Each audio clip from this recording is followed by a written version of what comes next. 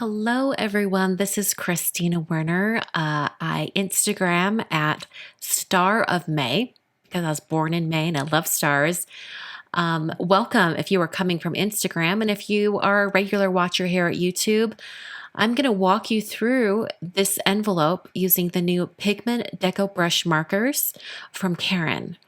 I did a little short 1-minute video at Instagram and instructed everyone to come over here to YouTube if they wanted a little bit more information and inspiration and instruction on these brand new markers. A big thank you goes out to Sylvester over at Caron for sending these markers to me in advance of their release. I was so honored to try them out, and I wanted to show you one of the most fun ways I discovered to use these markers. Okay, so these markers are sort of like an acrylic paint in a brush tip marker. And unlike some other sort of acrylic paint type products out there, you don't have a pump in this marker at all. The only thing you have to do that's a little bit special is shake it up before you start using it and store it horizontally. Other than that, these markers are very, very similar to other ones you've tried as far as the application. Now, where these markers really sing is on slick surfaces. So I have these holographic envelopes that I've had in my stash for ages, and until now, I've only been able to use Sharpie markers on them.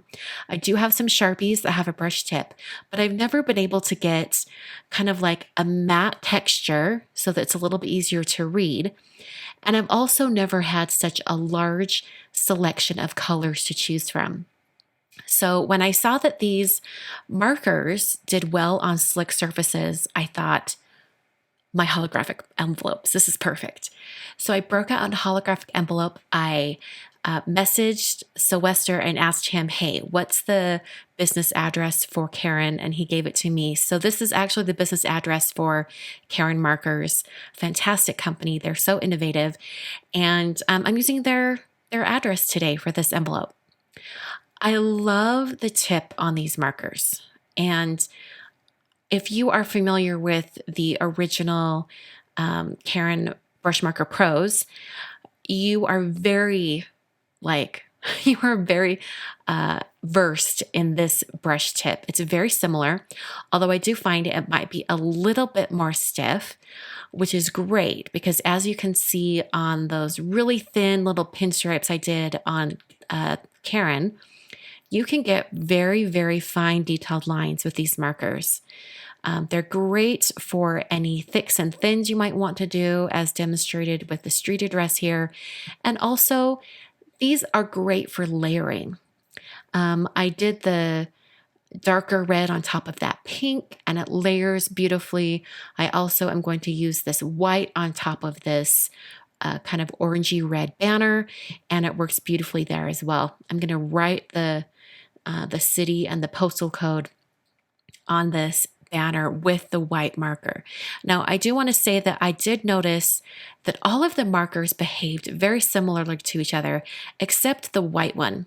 It seems to be just a little bit more liquidy. And I did ask him about that, and he said that that was that the white marker is just, it behaves just a little bit differently than the other markers. And he didn't go into the details of why the white behaves a little bit differently, but just with my prior knowledge of how other products on the market are, like they're formulated, I would suspect that it's because it is the pigment in this particular color is only white. It doesn't have any other pigment with it to help thicken the fluidity of the actual paint itself. Like that purple up there, it had both white and purple in it to make that pastel purple. And so it just behaves a little bit differently. He didn't verify that. I didn't ask him, but I just suspect that that is the reason. But I think it works beautiful. On slicker surfaces, it might beat up a little bit on the word Poland here, just like that. But layered on top, it's absolutely perfect. I did try these markers out on some cardstock, and I thought it worked great on cardstock, but it did absorb into the paper a little bit because paper or cardstock is a porous surface.